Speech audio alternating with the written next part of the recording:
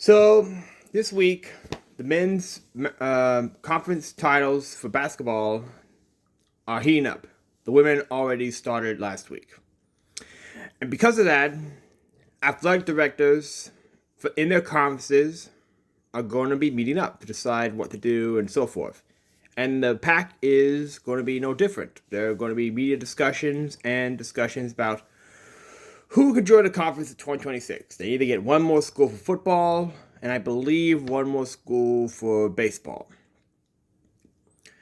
And I'm going to go over the pros and cons of the two schools that have the most smoke about joining for 2026. And I'll just let's leave out UNLV. They made that bad for Mountain West. They have this delusional hope that because they're in Vegas, they're going to get into the Big 12 or Big 10. Again, it's delusional, but that's the only card they have left. First off, let's start with St. Mary's. I'm not particularly surprised that St. Mary's is getting this kind of talk. I thought when Gonzaga first got in, this was something that would be brought up. I could see Gonzaga going to the rest of the conference and saying, hey, we like playing St. Mary's. And it gets a lot of ratings when we play them.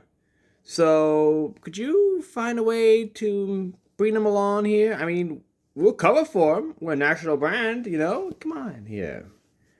And I can see the networks going, hey, whenever St. Mary's and Gonzaga play, it brings us a lot of ratings. We had like 1.5 million ratings when they played in the West Coast Conference title last year. And this year, they brought in like, 77,000, 100,000 when they played. That's a lot for a West Coast night game. So we got a few bits of change in the couch cushion to throw at you guys if you bring in St. Mary's. And if the networks want St. Mary's, they're going to come in. The networks are behind all of this, all right? So what are the pros and cons of the St. Mary's? Well, you need to understand what St. Mary's as a college is. St. Mary's is a small Catholic school in the East Bay Area of California, Contra Costa County to be precise. And it's very similar in size and purpose to Gonzaga, which means it's a small school, as I said. And that is already a con against them. It also has a relatively small gym, I believe 3,500 at most. And because of that, it's not going to have huge crowds at home. And it's, like the rest of the Bay Area, doesn't have a large fan base for college. Now, do they draw more than San Jose State? Yes, I believe they do. I believe they have more of an impact in the Bay Area when they play Gonzaga and host them than not just the Spartans, but Cal and Stanford when they play their teams in terms of local impact. Partly because the Gales are better than Cal and Stanford and San Jose at basketball. Another thing we need to ask ourselves about the Gales is how good are they going to be long term? What are they going to look like when Randy Bennett is not the coach? Are they going to do what Gonzaga has done and have a succession plan in place and put the proper resources in to continue to be a nationally relevant program? Gonzaga has, as I said. Will they be successful? Who knows, but the intention is there. Does St. Mary's have that same intention for basketball to keep themselves going? As I said before, it's a small school, not a lot of alumni, not a lot of this and that to do that. They need to show their commitment. But what are the pros of a St. Mary's? Well, they seem to want to be in the pack. Unlike, say, Memphis, which is kicking and screaming and being very, very difficult about it, St. Mary's wants to be in.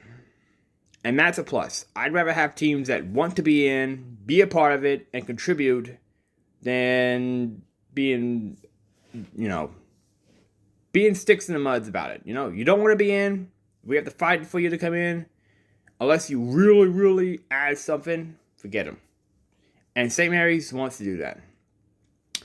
Another plus is that they can fill out the rest of the roster for sports that the Pac needs. The Pac needs one more member for baseball, and the Gales have a baseball program.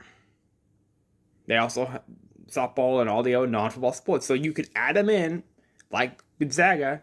You don't give them a full share like you have given Gonzaga, but they would help fill out the rest of the sports roster. They are also, like the rest of the Pac, geographically close. They make geographic sense. All right? They are in the East Bay of California, which means for teams like Fresno, San Diego State, even Oregon and Gonzaga and Washington State, it's not particularly difficult to get there, either by car or by flight. And Boise, Colorado, Utah can also get there by flight. Of course, it is more. Of course, you can't really drive from Utah to where St. Mary's is very easily. So you got that. But like I said, you can go to Salt Lake City, you can go to Denver and get flights to where they are. Not that big of a deal.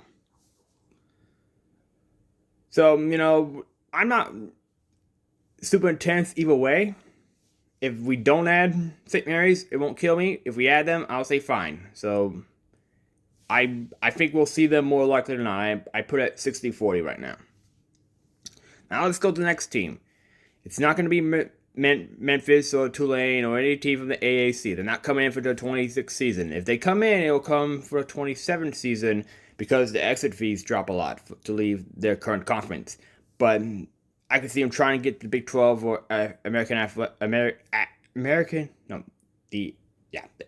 ACC. Yeah, go there. Because now, so that's their mindset.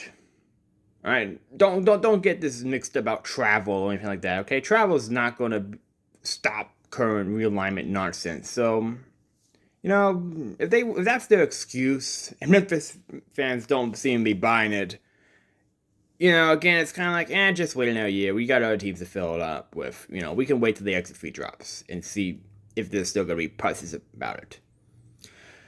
The other team that you hear a lot of fire about, and I believe is already in, at least around here, the word is that they are in, it's just a matter of when they're going to announce it, is the Texas State Bobcats. And they have a lot of pros and less cons, in my mind, than St. Mary's. The pros are outstanding. They get you a pinky toe in the Texas. And they want to be in the league. All right. They also are a school that is committed to growing. When you look at their enrollment numbers over the years, how it's improved, you can definitely say, okay, this is a school with ambition and drive, what you want in the Pac. They also, from what I've seen, I watched a bowl game against, I believe it was North Texas. They also seem to have a fan base that's committed, that cares. All right? And that's ultimately what you want. It doesn't matter where you are. I mean, San Jose State's in the Bay Area, but no one cares about them. You want fan bases that care. They seem committed to growing their football program. That also, they've gotten more success there. They've been winning more. I mean, they don't have a great history, but the attempt is there. And the travel is not going to be crazy, right? It's not from going from Los Angeles to New Jersey, okay? The Bulldogs were in the old WAC that had Louisiana Tech and Hawaii in the same time, all right? Sometimes you would go to Ruston and Honolulu. Not often, but sometimes it would happen in the same year. And they also had Texas teams at the same time. So this would not be unprecedented travel if you're Fresno or Boise or one of those schools that was in the old WAC. And they don't seem to be bothered by travel at the administration level at Texas State. They seem to understand that it will be a much better league than the Sun Belt, that the Pac is going to be better than the rest of the non-P4 leagues. But there are cons as well. They've not done anything at a huge athletic level, that would get them nationally known. As I said before, they don't have a long history of athletic success that would make you go like, oh yeah, we gotta have them.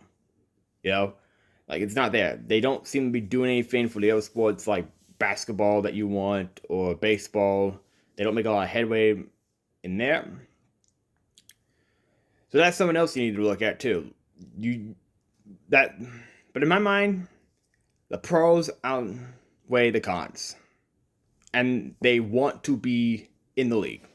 And I'm going to keep saying that as much as I can. That's why UNLV's not in here. UNLV made every excuse they could not to be in there. And that's why I like the Bobcats more than the Rebels. So, and I believe that Texas State will be announced sooner rather than later. You have to get that 8th football school in soon. All right? You can wait on the St. Mary's a bit. If St. Mary's is announced, they will not go first.